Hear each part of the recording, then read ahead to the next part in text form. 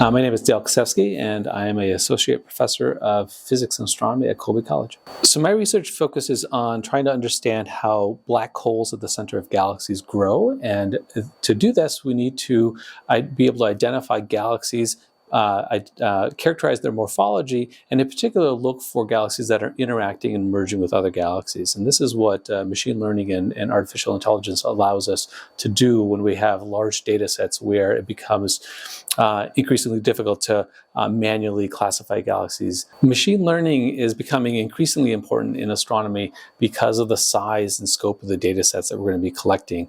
The James Webb Space Telescope recently launched. It's collecting data sets that are allowing us to peer farther back in the history of the universe than we've ever been able to see. Surveys coming online over the next decade are actually going to dwarf the size of the data that JWST is collecting. And for those large data sets, we will need algorithms like machine learning and artificial intelligence in order to process the amount of data that we're getting. So astronomy has traditionally been focused on looking at small portions of the sky and understanding the objects in those small areas of the sky.